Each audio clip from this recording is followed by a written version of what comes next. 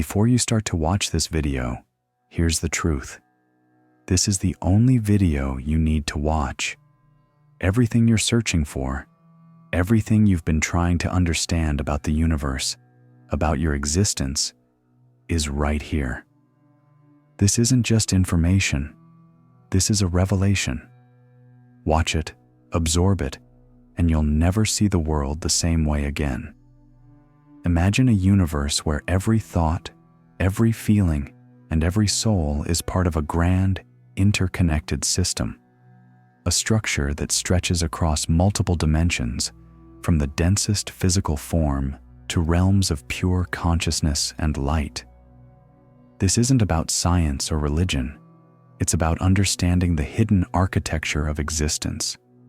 A journey that begins with chaos, but ascends to the highest realms of order and divine unity. In this model of the universe, reality unfolds in layers, each one representing a different state of being, a different plane of consciousness. At the lowest level, we find the raw forces of chaos, entropy, and disintegration, an unconscious state where everything is formless.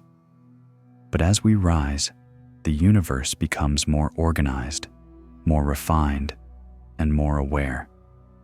We move through layers of energy, through physical reality, through mental and emotional planes, and into the realms where the soul and spirit fully bloom. The 12-domain universe is the ultimate reflection of who we are. It's the mirror of our spiritual evolution, showing us how to transcend the limitations of the material world and unlock the infinite potential of the higher realms. So, if you've ever wondered what lies beyond, if you've ever felt the pull toward something greater, toward higher knowledge, greater awareness, this is your answer. This is the key to understanding your place in the cosmos and the journey your soul is destined to take. To understand the universe, we must start at the beginning. Not the Big Bang, not the birth of stars, but something far more fundamental: the source. The source is pure potential, the primal force from which everything originates. It is the unmanifest, the unshaped energy, the consciousness that exists beyond time, beyond space. The source is not something we can see or touch. It's not a god in the traditional sense, but it's the very fabric of reality itself, the foundation on which all universes, all dimensions, all consciousness is built.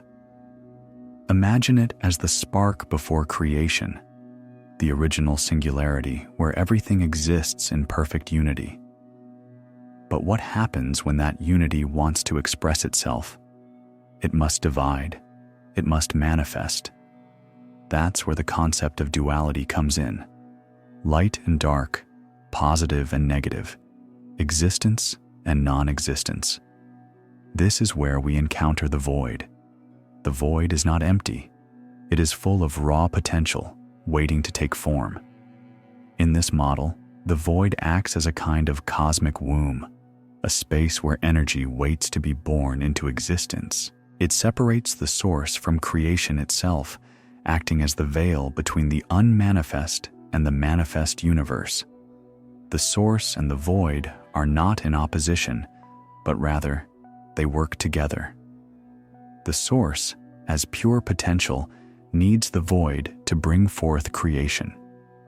Think of the void as the stage on which the play of existence unfolds, and the source is the author, director, and actor, all rolled into one. Without the void, the source would remain in stasis, unexpressed. Without the source, the void would remain empty. Together, they form the very first step in the journey of the universe, a cycle of creation, dissolution, and rebirth. It's important to realize that the void is not a nothingness in the way we might think of a vacuum or empty space. Instead, it's teeming with possibilities. Every potential reality, every potential version of you and me exists within this void, waiting to be brought into form. This is where all creation begins, and it's from here that the universe starts to unfold into multiple layers and dimensions. It is the birthplace of reality, the canvas upon which the cosmos is painted. From this perspective, the source represents the ultimate unity, while the void represents the necessary separation that allows creation to occur.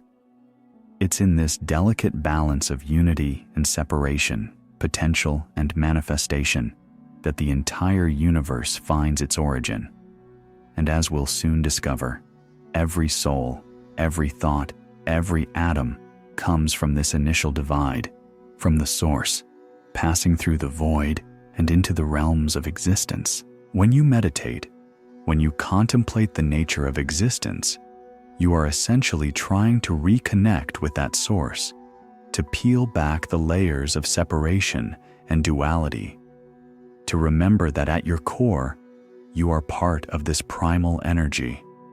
You are a fragment of the source, and just like the universe, you too are manifesting through layers of consciousness.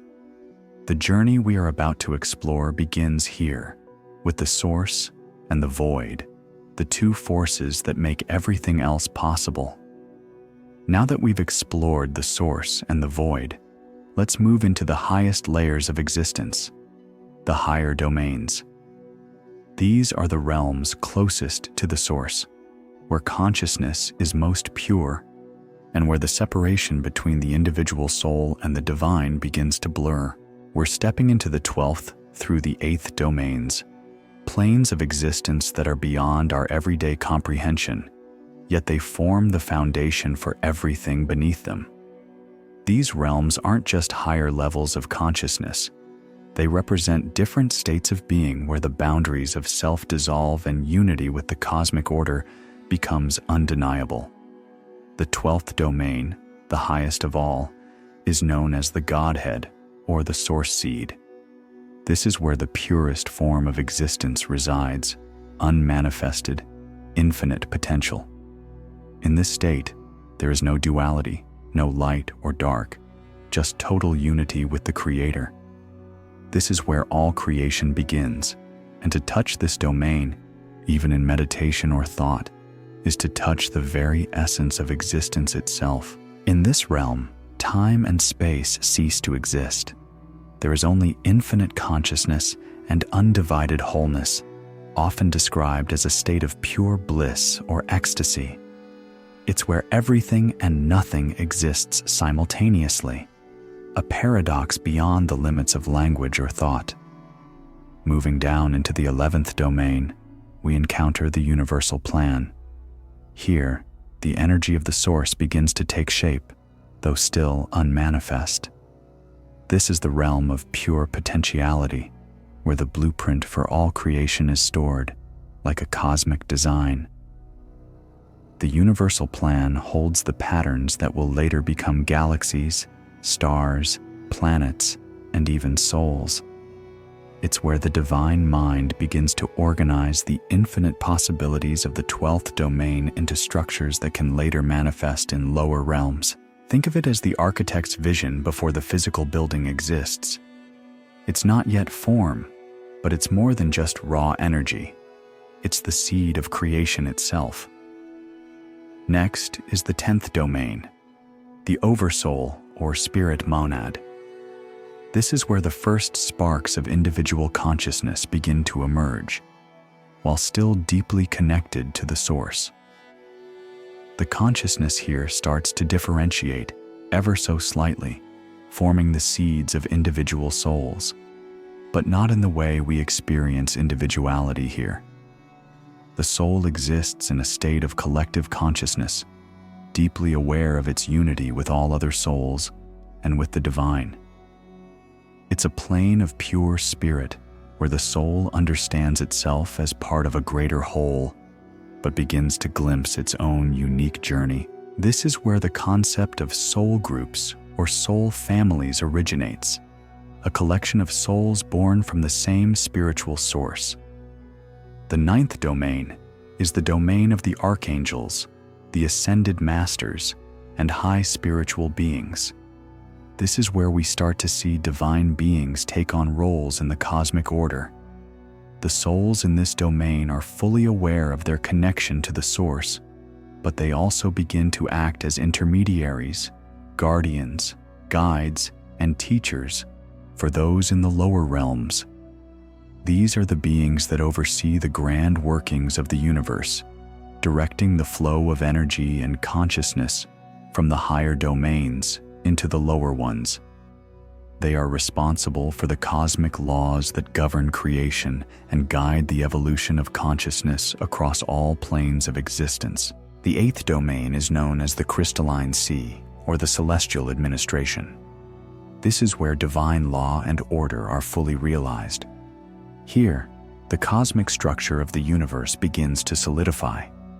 It's still a spiritual domain, but we start to see the principles of form and function taking root. The beings in this domain are administrators of cosmic law, ensuring that the divine blueprint is executed perfectly as it descends through the layers of creation. They oversee the evolution of souls, guiding them through their various incarnations and ensuring that the cosmic balance is maintained. It's a domain of perfect clarity, where the divine will is executed with precision. So, what do these higher domains mean for us? First, it's important to understand that these aren't physical places. They're not other planets or galaxies. They're states of consciousness, levels of existence that operate beyond the physical realm, beyond even thought and emotion. When we connect with these higher domains, whether through deep meditation, prayer, or spiritual practice, we're reconnecting with our true origins. We're remembering the purity and unity from which we all come. The higher domains remind us that we are not just physical beings. We are spiritual entities, part of a much grander cosmic plan. Second, the higher domains are crucial to the soul's evolution. They are the source of divine wisdom, guidance, and protection. Even if we are unaware of it, we are constantly receiving influence from these higher realms. The ascended beings, archangels, and guides from these domains help us navigate the challenges of life, offering wisdom and light when we need it most. They are the intermediaries between the source and the material world, ensuring that the divine plan is carried out even in the midst of chaos. Ultimately, the 12th through 8th domains represent the highest possible states of existence, where the soul is fully aligned with the source and the universe operates in perfect harmony. As we evolve through the lower domains, our ultimate goal is to return to these higher realms, to reunite with the divine in full awareness and become co-creators in the ongoing expansion of the cosmos. These domains aren't just distant, unreachable places. They are where we're headed, where we come from, and where our true essence resides. Now that we've explored the highest domains, where unity with the source is most profound, we descend into what we call the middle realms. These are the dimensions where duality begins to take shape more distinctly, where the interplay of light and dark, creation and destruction, becomes a driving force of existence. These realms, from the 7th to the 4th domain, represent the transition from the spiritual to the mental and emotional layers of consciousness. Here, the soul begins to experience individuality more clearly, while still deeply connected to the higher planes. This is where the complexity of life as we know it begins to unfold. The 7th domain, often referred to as the realm of the abyss, is a place of great mystery. This is the threshold between the higher, non-dual realms and the beginning of duality. The abyss is not a place of evil or darkness in the traditional sense, but rather it's the field of potential, where non-duality begins to separate into duality. It's the space where light and dark, creation and destruction become possible, though they have not yet taken full form. In this domain, souls and energies hover in a state of near balance, awaiting the push toward manifestation. Think of it as a cosmic womb where the energies of the higher planes are about to be born into the more tangible realms of existence. Crossing this threshold, we enter the sixth domain, the realm of the Buddhic or causal plane. This is where duality is fully present, but it's still balanced. Light and dark are not in opposition here. They are complementary forces, each necessary for the other's existence.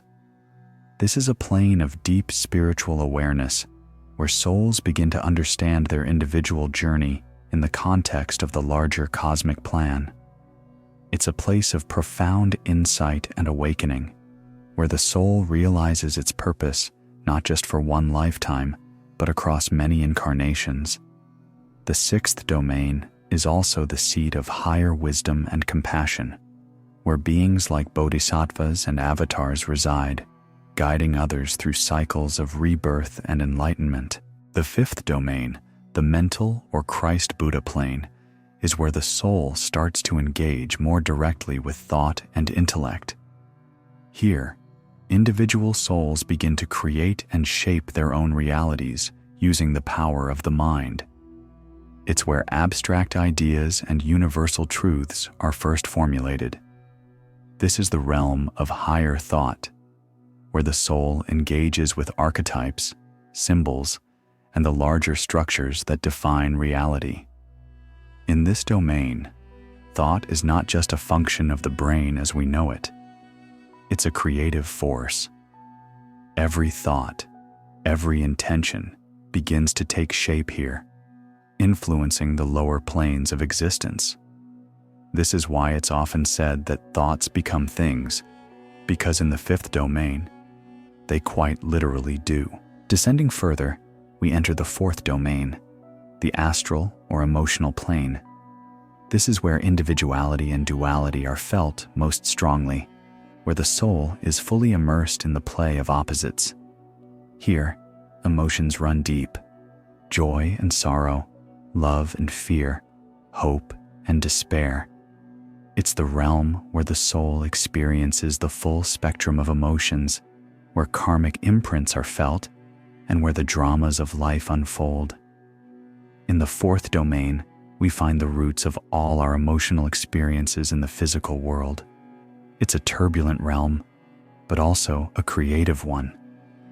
The emotions that stir here shape not only our personal experiences, but also the collective consciousness of humanity. The astral plane is also the seat of desire, where the soul begins to experience a pull toward or away from certain things, whether they be people, experiences, or ideas. It's where attachment and aversion come into play, and where the karmic cycles of cause and effect are most deeply felt. Every action taken in the lower realms has its origins in the emotions and desires that are rooted in this plane. It's often said that the astral plane is the realm of illusion, Maya, because the emotions and desires experienced here can cloud the soul's vision, making it difficult to see the larger truths of existence. But it's also a realm of immense growth, where the soul learns through experience, trial, and error. So, what do the middle realms mean for us? These domains are the bridge between the purely spiritual realms of the higher planes and the physical realities we experience every day. In these domains, the soul is beginning to take on a clearer sense of individuality and purpose, though it is still deeply influenced by the higher energies from above.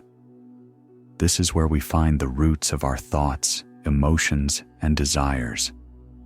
It's also where much of our karmic lessons are learned, and as the soul begins to work through the patterns it has carried through multiple lifetimes. The seventh through fourth domains are where much of the work of spiritual evolution takes place. These are the realms where the soul begins to actively engage with its own growth and development, where it learns the lessons of duality, compassion, wisdom, and creativity.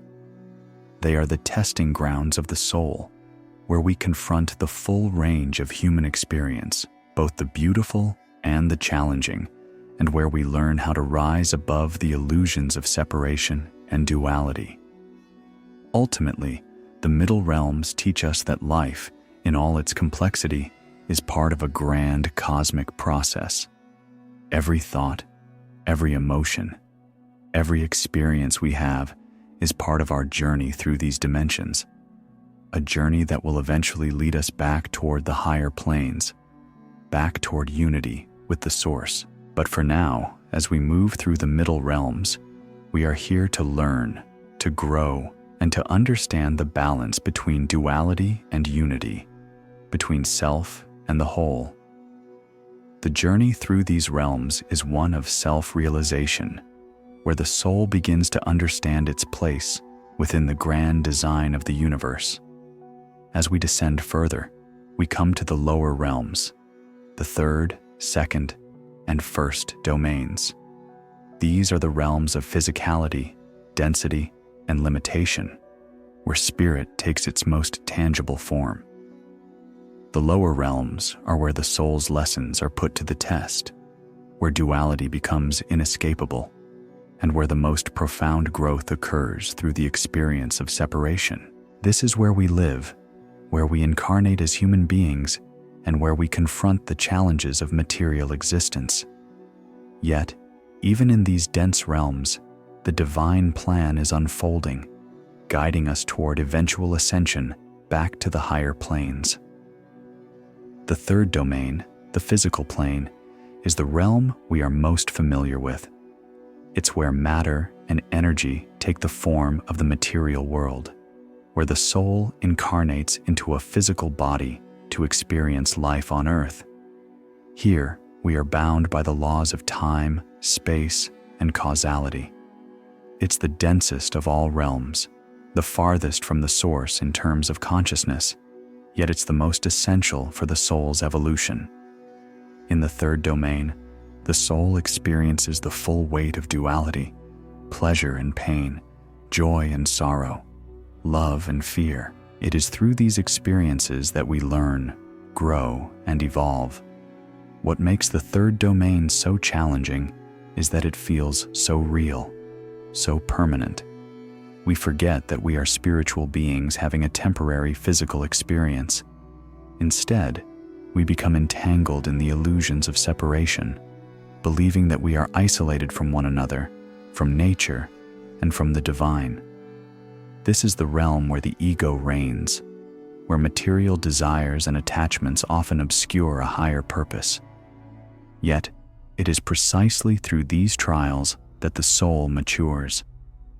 Every challenge, every relationship, every joy, and every heartbreak serves as a stepping stone for the soul's journey back to the higher planes. The second domain is the etheric plane, or the subconscious realm.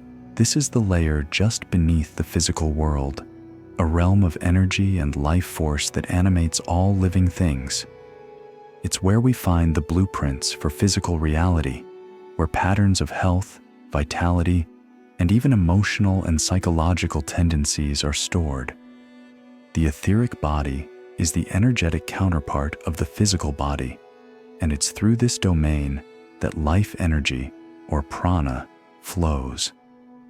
This is the realm of the subconscious mind, where we store our memories, instincts, and karmic imprints from previous lives.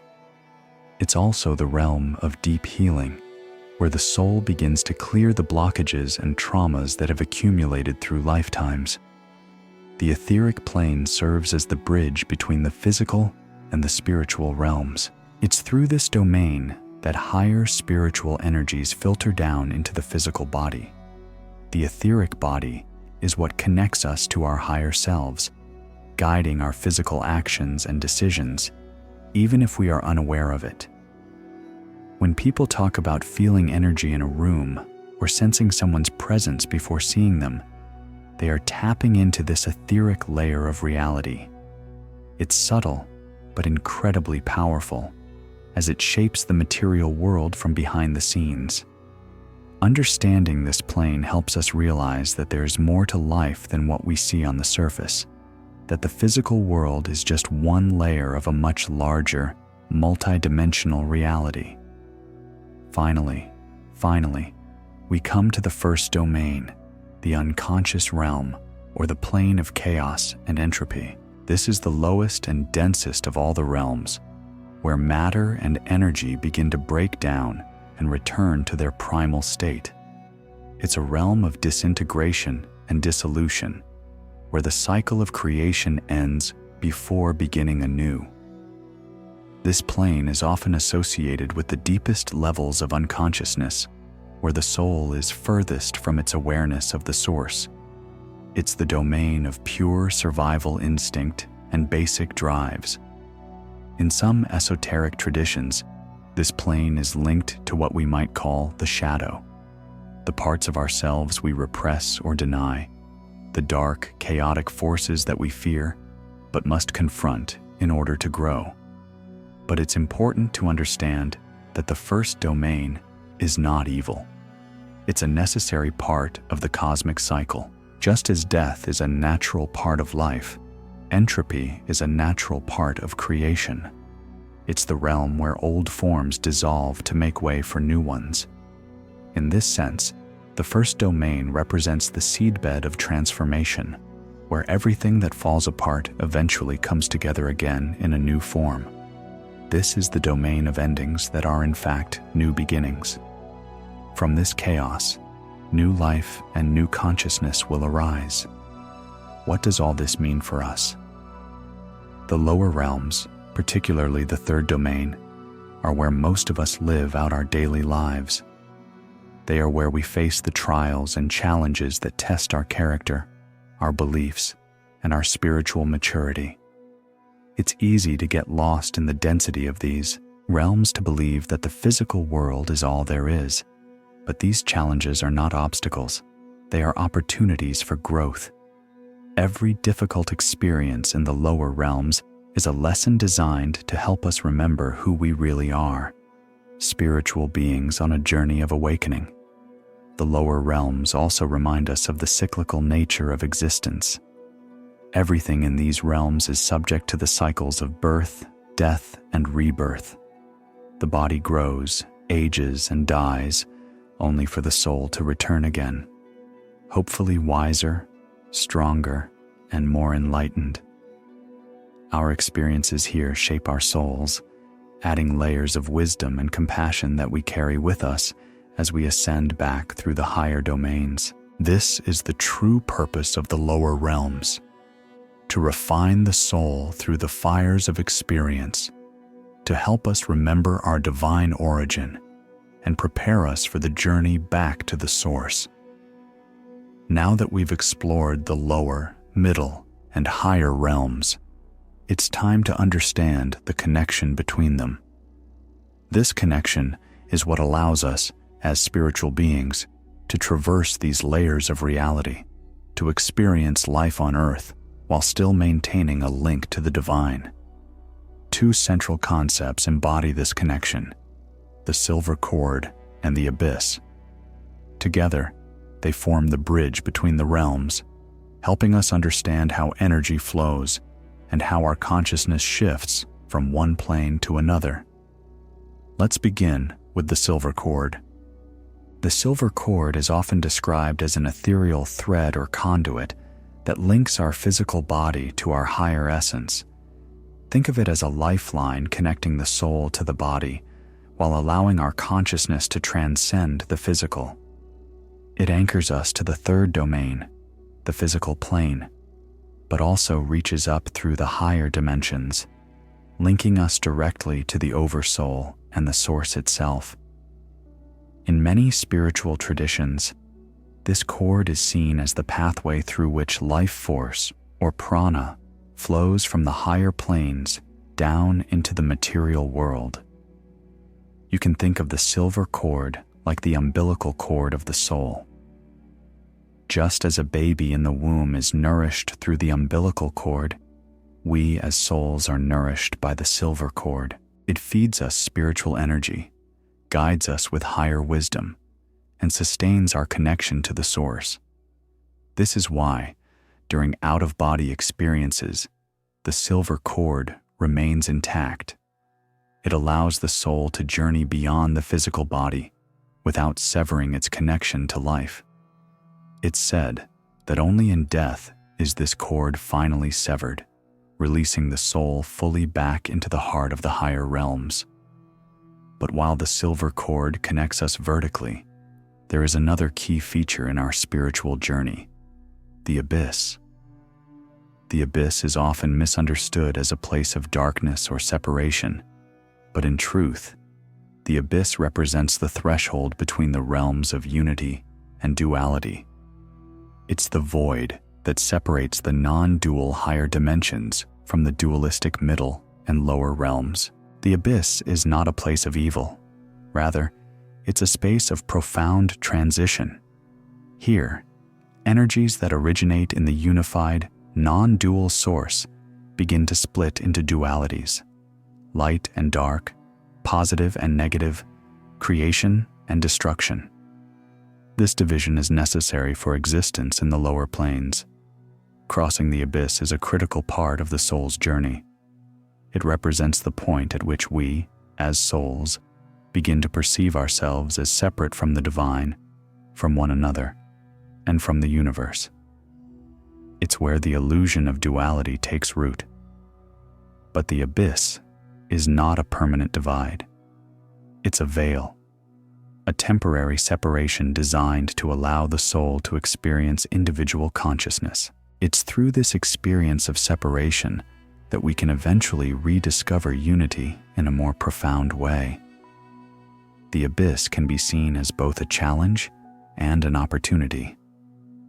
It's where the soul faces its greatest tests, where the pull of illusion and separation can be strongest, but it's also where the most significant growth can occur. Souls that successfully navigate the abyss can gain deep wisdom about the nature of duality and the interconnectedness of all things. It's in this realm of apparent separation that we begin to understand that even duality is an illusion, that everything is still connected at its core.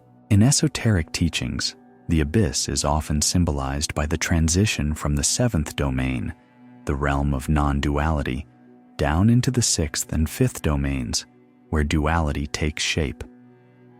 When we cross the abyss, we move from the experience of unity with the divine to the experience of individual existence. This is where the soul begins to see itself as separate from the whole, yet it is also where the soul begins to discover its unique identity, its purpose, and its role in the grand cosmic drama. How do the silver cord and the abyss work together? While the abyss represents the veil of separation, the silver cord ensures that we are never truly cut off from our divine essence. Even as we descend into the dense realities of the lower realms, the silver cord remains a lifeline, a direct connection to the higher planes and the source.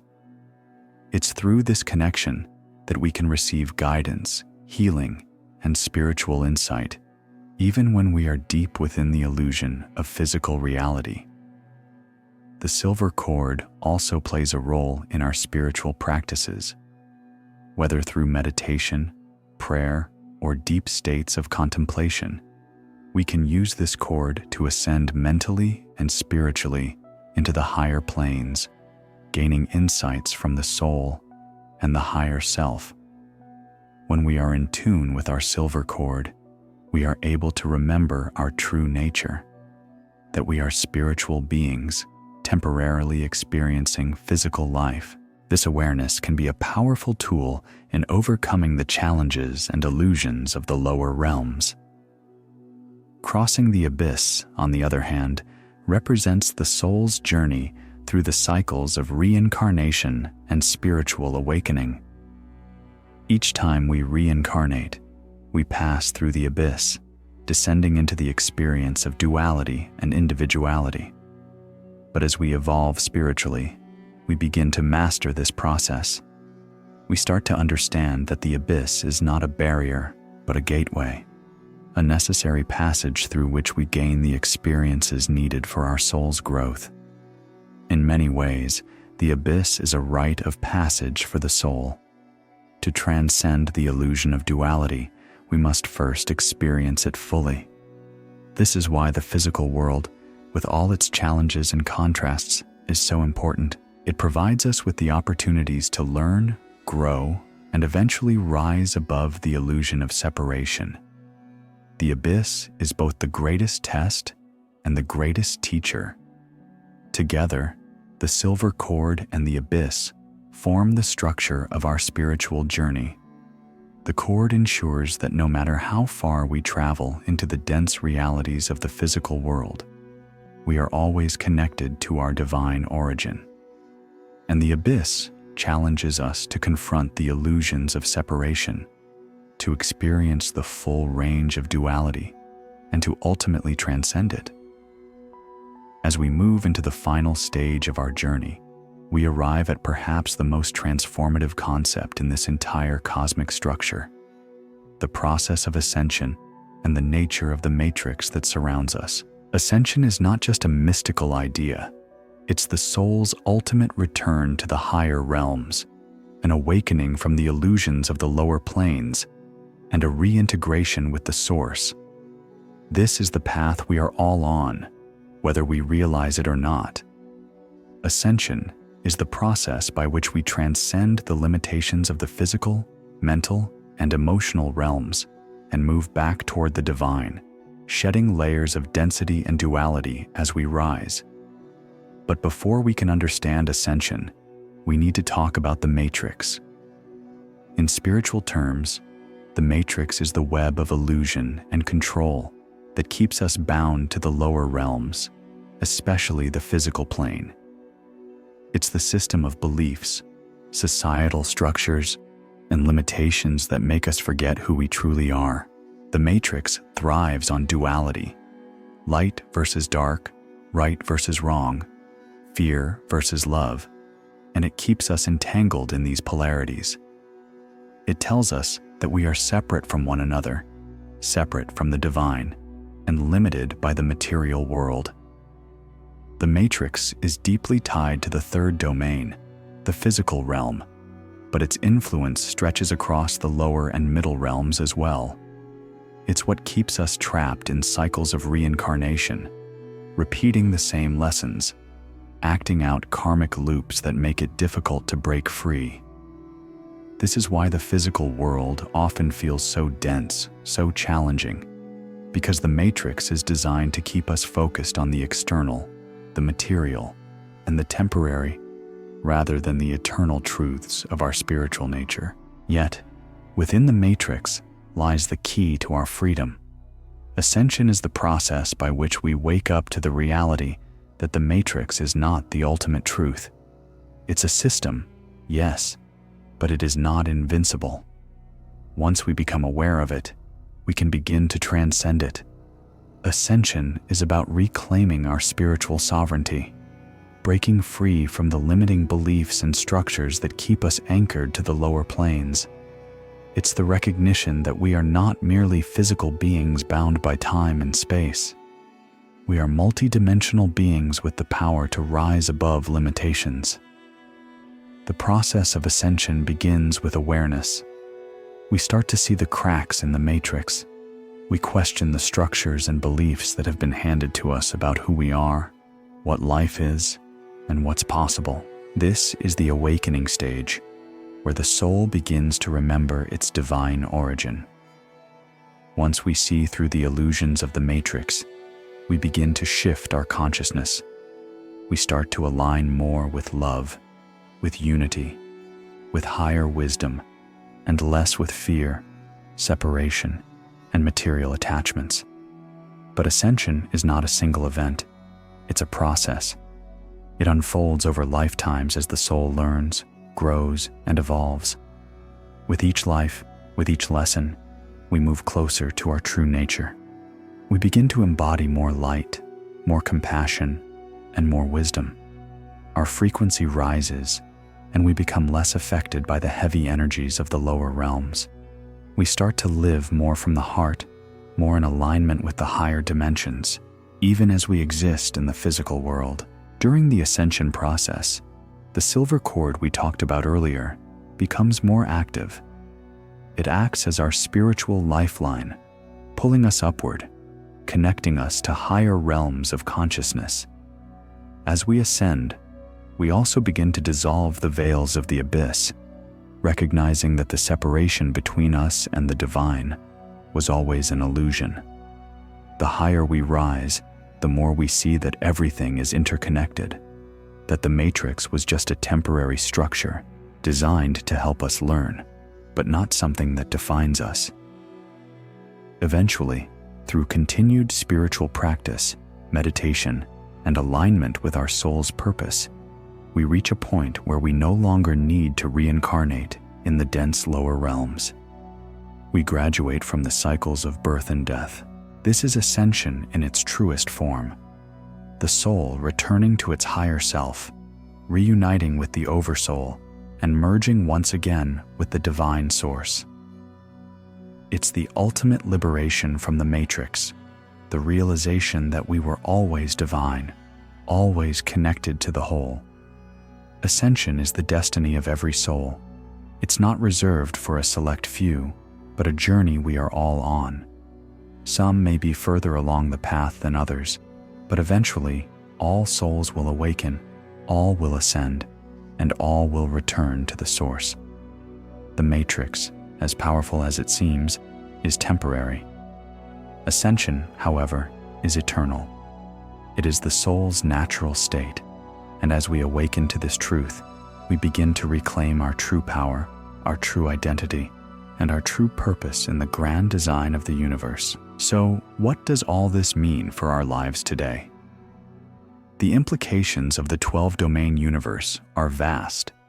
It invites us to shift our focus from external struggles and material concerns to the inner journey of spiritual evolution. It reminds us that everything we experience, whether joy or suffering, success or failure, is part of the soul's journey. Every moment is an opportunity to ascend, to remember, and to align more deeply with our divine nature. The universe is not something we are separate from. It is something we are intrinsically a part of. The 12-domain model shows us that we are both the seekers and the source of what we seek. In modern spirituality, this understanding can be transformative. It helps us make sense of the chaos, the conflict, and the confusion that often permeate our lives. By recognizing the cosmic framework in which we exist, we find peace in knowing that the challenges of the lower realms are temporary and purposeful. They are here to help us ascend, not to hold us back. And as we grow spiritually, we can navigate these realms with greater wisdom, balance, and love. But beyond personal growth, this knowledge can also unite us. The 12-domain universe dissolves the illusion of separation between people, between beliefs, and even between life and death.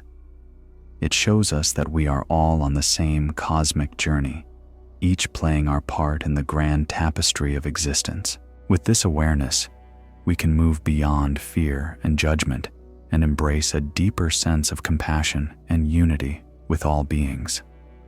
So, as we come to the end of this exploration, let's remember, we are much more than we seem. We are not just physical entities navigating a material world.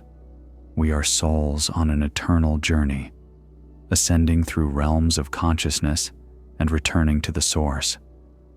The 12-domain universe is a reminder that our story is cosmic, timeless, and deeply spiritual.